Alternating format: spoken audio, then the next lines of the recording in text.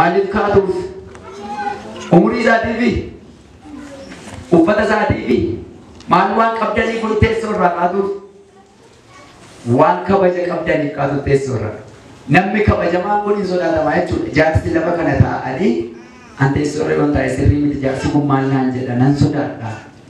Sodaa isa ajjeesan isa ulee sodaatan isa namni si'anaan sodaata namni baradhumaa. Ulfina waliif kennuun garuu sodaa keessa garaarraa dhufa. Al tokkotu cidha tokkotu ture. Abbaan qabeenyaa waamamee gurguddoonni waamamaniiru cidha sanarratti. Jiru kan jedhaman hundumtuu waamamaniiru. Ennaani hiyyeessota kadhattoota waamnee hiyyeessota waamnee warra nyaatee dhugee birrii guddaa kennuu danda'u qofaatu waamame. Cidha sanarratti jechuudha. Jennaani abbaan qabeenyaa tokko wanti isaan godhan kun isa aarsee naan baay'eetti gaddee moofaa cuccitaa uffatee biyyoo ofitti diddibee maraatu kadhata ala buluuf fakkeessee ulee qabatee miila qullaa taattisee gaafadhe dhaqu warri keessummeessan ol galchuu dide nama eegamaa yeroo namichi qabanii daddarbatan maaloo ijoollee kun hin beekne maaloo naannisoo nama waamtanii turan qabanii daddarbatan yeroo lama sadii afur kadhannaan furuursanii garas buusan haa ta'uu ka ulfaadhaa galee mana isaa ga'ee dhokateetu namni argin moofaa ofirraa baasee dhanna isaa dhiqatee suufii isaa uffatee caammaa shuuliif ta'u kaatee waa ofitti bibbiifee iddoo biraatti minaamini bibbiiffatee amma immoo investara ta'ee gaafa inni dhufu gana halaalatti si ka'e akkas godhaa ol fuudhanii baatanii fidanii qof godhanii as kaanii maaltu si nyaatu maal nyaattu maal lubbu eessa nyaattu kana nyaattu akkuma godhanii jaarsi ajajannaan fidanii fi kaa'an jaarsi ka'eenyu tarree galee boqotu innaan jaarsi nama gidduu taa'ee biffeessa baay'ee baay'inatee tun taane maabaraawwi gosa nyaataa hundumaa kan of keessaa qabu fidanii jaarsatti gaafa kennan nameen jedhe waaquma beeka yoo xiqqmachuu jirta nagaa keetii ada macam mana beri? Kayaknya. Sendiri aku. Batu buat kayu tu dia tidak dengar aku dah. Kita. Apa jangan lupa tak kasih tenaga dari Indra. Harap jangan lupa tak kasih tenaga. Nanjar sih. Ada. Nanjar sih, nyata dia kan, saat gue akan megang kado tu di pucuk gue dia mah mata, gue dia wajah satu pak, isiap tu, putih sama tiba dari terang, pada sih kau boleh jujur atau nanti, nikahan bakat, nikahan gokiar, nikahan malte, dengan jangan solikur gudo warriasa di kisah seperti sikit. Enan, anak ini punya kosufi motifi dari sufi ko hanya tu edit tinggalnya, hanya tu ne, akhirnya tu berbalik di sini lagi tu lagi, itu hari jar, bodoh tiga, nyata sufi ko jadi apa? Kalau tu siapa nama yang datang? Ini saja, supir saja, nu di sini ramai nu di mana, lalu ni siapa? Lalu ni dua ribu boleh dapat egal diri diri. Lalu ni siapa nama dia? Sufinya deh, pangkabinya deh, mat sih. Gua tambah di kopesi lagi tu kena tu ninja. Tambah di kopesi lagi tu kena. Kio beranda bersih ninja. Lagi beranda bersih ninja. Abang tu komor agak aja cerah gitu cinti rumah di jemput dulu ni kamera lepas usia. Haleluya. Amin. Yesus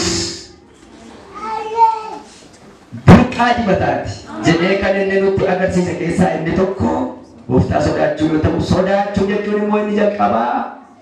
Inyum malu mak isati ulpina kenubi.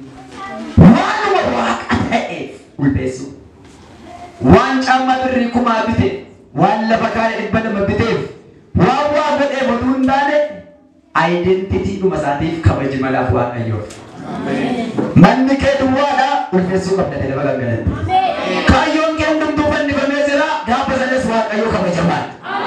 Wan diki وإنسي تنموني يعني يكسبونني كما سنسوا كيو كبجمان فرادة بيا سرا غير مچت سرا غير قباغتا تمختا ميرو مغا بغم مچوغا بركبونيس سناوا كيو نه بسوس رزه هاليلويا واكيو ور الفنا إساف كنني مرت كنوان لنا نجيبت راجي مصاف راجي ملكياس بقنا سدي ملكياس تونتانه ملكياس سدي قجااتي هم قد سددي تيو دبفتن دبوا كيو كسدا ملكياس سدي قجامو سددي أما مو وروا كيون سدابن ولي وجن أتونبتني واكيو سان نجيبته وان إسان دبتني نجي مصاف سينا واي ور إسا سداتني في ور مكا إسا أبيت قلبنا كنني فول سادرة تشاف ميرا واكيو بفتن مچا واكيو بفتن مچا بيا أنا مرتو بدسنتي إسان كمينا دوم فاقو انتو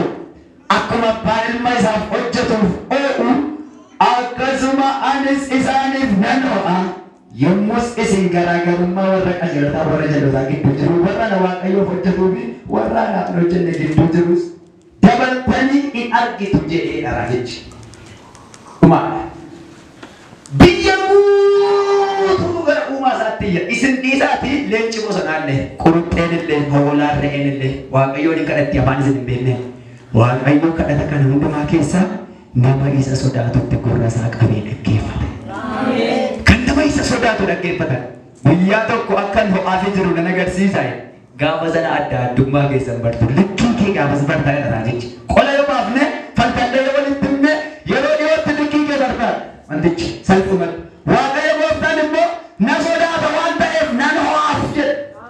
Waan inni na sodaatuuf isinan caalchisa sirraan adda baasa'e. Abbaan ilma didaaf ilma isaaf hojjetu akka wal caalchisee ilaalu jedha. Haleluuyaa. Warri waaqayyoo kun fidalaatan guddaaf xinnaan beekan wal'aanaan gammadaa baga gammaddan baga waaqayyoo isin gargaare. Isiniif calloota gidduutti qajeelummaadhaan waaqayyo baranuun baruun isaa dhiyoodha.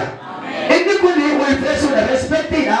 Waaqayyoo sodaachuu jechuun inni lammaffaan immoo sodaachuu. Matuma isaatiin sodaachuu jechuun sodaachuu isa kam fiiru. Fiiriin kun waan godhe jedhanii isa sodaatan, na nyaata, na balleessa jedhanii isa sodaatan. Ulfeessuun eenyummaadhuma isaatiif, aayidentitiidhuma isaatiif jedhanii kabaja kennuufi duratti roqmuun dura qomuun waaqayyoon sodaachuudha. Inni lammataan immoo sodaan kun sodaa du'aati.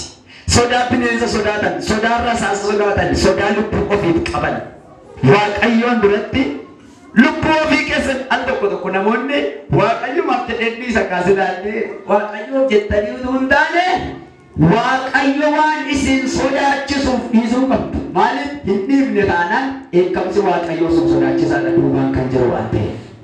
Ameen jedhama.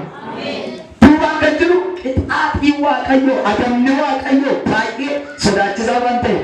Waraabessa amma sodaatan caalaa namni waraabessan sodaatu isin keessaa abbaa fedhe maarshaal aartii meeqa kan hojjete mana kanarra maanu taallee ani ispoortii baladheera waraabessa dooskiin dhahee kan itti gata namni jedhu hin jiru. Tarii sibiila wayuu qabaatte yookiin eeboo wayuu namni sodaan hin jiru. Osoo waraabessi balbala irra dhaabbatee haa wedhee akka kun caccabee baddu bahu sabi kun wal caccabsaa akkas waan beekuuf malee waaqayyo asii sabbidin.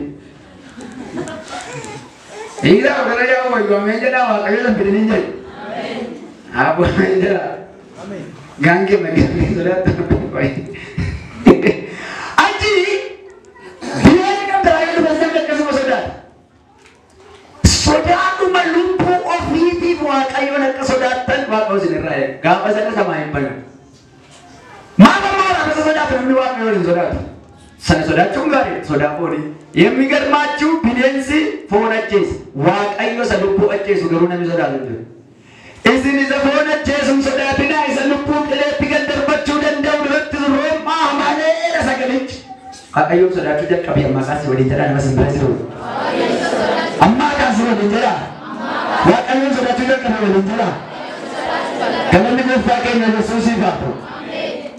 Namoonni hedduun sodaa waaqayyoo qaban, sodaa haalaa qabu, sodaa kirkira lafaa qabu, sodaa yeroo qabu, sodaa bineensaa qabu.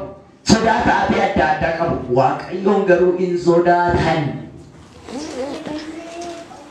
Sodaatan waan ta'eef kanaaf yartuun kan bu'amtuuf baay'eetu waamama jechuun warra biyya lafaa hundumaatti mishinaaroonni ba'anii jamaa sabkatii geggeessan gabaa keessa dhaabbatanii lallabanii isaan kun hundumtuu hin waamaman jechuu isinitti hin fakkaatanii.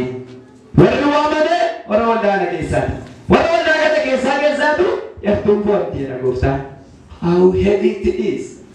Amma mul'ata kun. Warra hallelujaa jedhee kukkubu keessaatu gana yartuun bu'amti warra kam? Warra wal bira taa'u kana keessa warra kam?